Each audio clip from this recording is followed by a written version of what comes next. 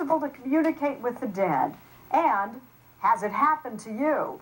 Give us your answers, and then sit back and watch and see if it changes your mind. Here's John Hockenberry. I want to tell you my secret now.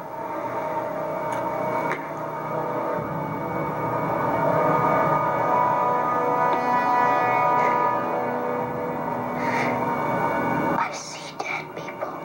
The Sixth Sense. In the movies, when someone has it, this is what they typically experience. Scary, creepy. Hey, come on. I'll show you where my dad keeps his gun. Come on. I was not a tortured kid. I wasn't seeing people with their heads blown off and all that kind of stuff. So, in the real world, being a so-called psychic is a little less dramatic and more financially rewarding. No ghosts, no dark rooms, but a guy who claims to channel spirits is working the room here and in the hereafter in a banquet hall at a Holiday Inn. His name is John Edward, and he says he not only sees dead people, but can deliver messages to their loved ones. He showed me pink roses. When I say pink roses, that's their way of expressing their love, and you have got like bouquets and bouquets and bouquets of being handed and put around you. John Edward is 31 years old, the son of a New York City cop who says even as a teenager, he knew he was different. Coming from a large Italian family, I would know who was showing up at my grandma's house on Sunday unannounced. You would know before they knocked at the door? I would know before they came. And then it got to, I used to play a game with my mother. I used to like put, like Saturday night, I would sit down and say, like, what times they were going to come. I would say, okay, 2 o'clock, this one's coming. You know, 3 o'clock, this one's coming. And usually who I said was going to come, would come. There's a lot of people that are coming through. I've got your mother, I've got your sister. Now Edward doesn't just do it for the family, but for a living. He charges $250 for a private session, and with a year-long waiting list could earn thousands on a good day. Helping strangers, he claims, get in touch with those relatives and friends who've passed on. I would love to say they're going to come through and say, hi, my name is John. If I get the initial J, I'll be lucky. Sometimes they come through with a name, sometimes they don't. It's all how I hear it. I'll explain to you as it's coming through what it would mean. Why are the dead cruising around going, John, yeah, him, we'll go talk to him, and he'll talk to our relatives? You see, that's just it. They're not. They are coming with the person that's coming. They're coming to me with their client. So I'm cruising around with my dead relatives? Yeah. Do I believe that they're with us all the time, like watching us 24/7? No. I would think that there's got to be something more that they could be doing on the side. Are you saying dead people have to have jobs and careers? Yeah, I will tell you that there are people that have shown that there are things that they're working on. So they gotta work in the afterlife, huh? That's what they say. Now, are you hoping to hear from Mom? Watching Edward in action is something like watching a ham radio operator trying to pick up signals, except John Edward is the radio here. He's tuning into a fellow whose name is Jack. There's another female who's showing up on the same level as Mom. That's how this is being shown. Who had the lung cancer? Mother. Your mom. My mom. Okay. If Edward is to be believed, they are signals from the dead. They're also talking about the cop. Who wore the badge, or who's the person who's the cop? I am. Okay. I will see things, I will hear things, I will get feelings. Sometimes they will appear, or it'll feel like they're appearing, and I'll see them. They'll show themselves to me in a way that I can identify them. She told me 5 in the family. No. She's telling me yes. How many kids does she have? 4. What just happened? Edward insists Jack is one of 5 kids, when Jack says he's only one of 4. But even when it looks like a miss, Edward says it's a hit. The voices wouldn't lie, he says. Was Edward wrong? Or does he have access to information mere mortals don't? Okay, then she had a miscarry or lose a child, so she told me that there's 5. The way I receive the information is symbolic, and it's like playing psychic charades or like a type of sign language, trying to figure out what the messages mean. So, in some sense, you don't even know necessarily what information you're receiving. No, sometimes the information that's coming through, I will think, oh, it must mean this. And then I'll deliver the symbol to the person, and they'll go, oh, yes. And when they tell me the backstory to it, I'll think, wow, I was totally off. So it's not always what I think it means. Do you understand this? No. Okay, because I don't know what this is either. But your mom comes through with the brothers. Somebody there was in prison also. Did you know this? They bring it up as if like it happened, it's a factual thing, they were in jail, they did time. My mother. She did time? Well, she was in jail for a short period of time. Okay. Do you ever have any downtime? Do you ever turn off the voices? Sure. How do you do that? I dance. I do ballroom dancing. And no dead people bother you? No dead people while you're doing the cha-cha loud. A ballroom dancer who can play psychic charades with someone's dead Uncle Murray? If dead people could talk, why do they talk to John Edward and not just dial up their own living relatives, removing the middleman? But more importantly, why search for these sorts of things anyway? And what is it that people who really believe in psychics are looking for?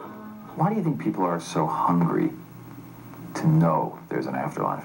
People just want to know that there is something, and that the bonds of love that we have with people who are here do survive the physical death. Do you know what this other side looks like? I have no clue. You have no clue? I have no clue. And I'm very, very clear with people. I say, I know I have the ability to do this, but I won't try to put ceilings or try to kind of put the parameters on what it's definitely like this. This quest for contact with the other side is nothing new. Historians trace the modern psychic movement back to the mid-1800s, when two sisters, Catherine and Margaret Fox, claimed to communicate with the dead through little rapping noises. They later claimed it all was a con. But that didn't stop them from getting a tremendous following. In the 21st century, mediums like John Edward can potentially reach millions through the media. Edward has a book, One Last Time, and a cable TV show on the Sci-Fi Channel. So is there anything to this? Is there any way to know if mediums are for real? One scientist willing to take on the question is Dr. Gary Schwartz, Harvard-educated psychology professor at the University of Arizona. Some of my colleagues today would prefer that I would be doing this research somewhere else, preferably on another planet. They probably think you're already on the other planet. Yes, but the critical thing is that as long as you do research using mainstream scientific procedures, which are open for everyone to see and to appropriately critique, because I'm as big a skeptic as anyone. Dr. Schwartz gathered some people he describes as the Michael Jordans of the medium world. Among that group, John Edward. And somebody passes that I feel as being like, boom. They go out, boom. And brought them to this lab at the University of Arizona. In the first experiment, the 5 mediums meet individually with one sitter, a woman who was trying to make contact with her dead loved ones. During the reading, the medium's brain and heart waves were monitored, along with the sitters, to see if there was any connected energy between them. For 20 minutes, the mediums fired away questions at the sitter, who was only allowed to answer yes or no and not give out any additional information about the dead. Is your mama still here, please? No. She passed after him, please? Yes. Okay, one of them had cancer. She chose me cancer. Dr. Schwartz uses a complicated rating system to count the hits or misses of the mediums. He compares their success with a group of students who don't claim to be psychics, but just guess at a questionnaire comprised of 70 factual items about the woman who was read by the mediums. The students average a 36% accuracy rate guessing. The mediums... All of our superstar mediums got in the range of 76 to 95% accurate. And when you do the statistics on that, the probability of this occurring by chance is 1 in 10 million.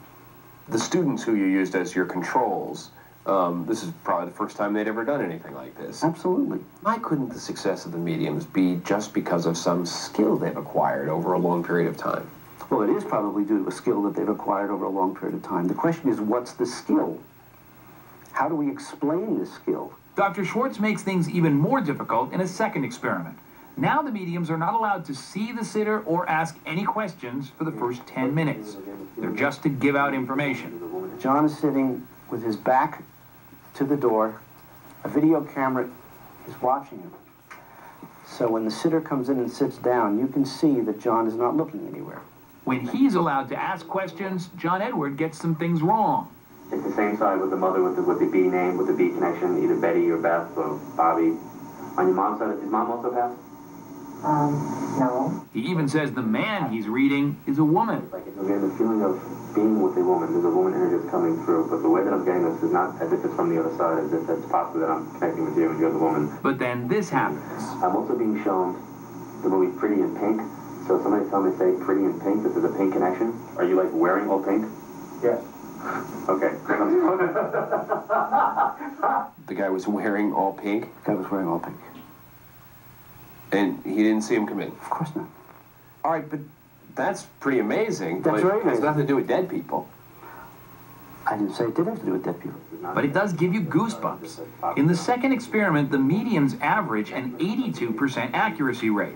Dr. Schwartz says the results of the brain-heart wave monitoring suggest there is some connected energy between the medium and the sitter.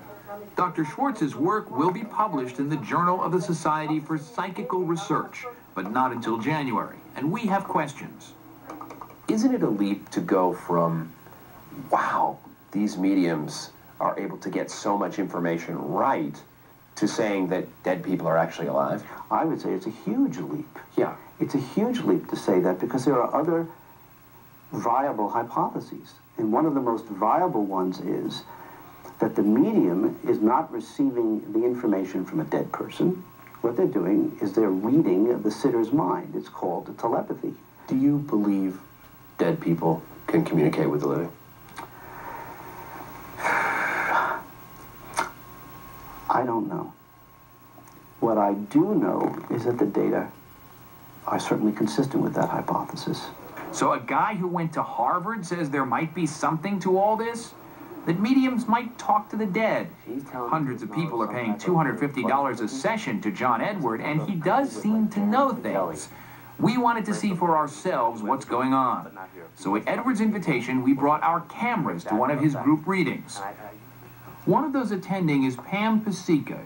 She hopes Edward can put her in touch with her brother and her mother, who've both passed away. I think that he could tell me, if I'm lucky enough that he's channeling through to them, that they are okay, and then I could have a little more closure to myself and a little bit more peace when I sleep at night. But will Pam, through John Edward, find what she's looking for? Will it be as haunting as in The Sixth Sense? What will happen in this not very dark room? When my mother, I knew she was going to die, I was afraid. And after she died, I was still afraid. That's why she's decided to be part of a group reading with medium John Edward. I'm just hoping that it turns out to be a good night, but I know that if I don't get something, I know that someone else will, because I know that he's really meant to help people. So the most important thing to do is to be open-minded, to be objective, yet remain skeptical. Because to remain skeptical means that you're thinking about what's coming through. Pam is one of 13 people here tonight. Now, who had the alcohol problem? My mother. She waits anxiously through hours of other readings like this couple's. What happened behind the stove in the kitchen? Oh my God. She was drinking and she turned on the stove and it blew up and knocked her across the room. Until finally, John Edward has a message for her. Who's the Patty, the PA name? My mother's, yes. Pearl? She crossed over? Okay, and somebody there had lung or breast cancer? My mom had lung cancer. She was misdiagnosed?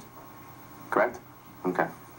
She told me to acknowledge the sun, the sun, the sun. My brother died. July must have a meaning for you also. Yes. Okay. Because they're making July a huge month. It's a very big month.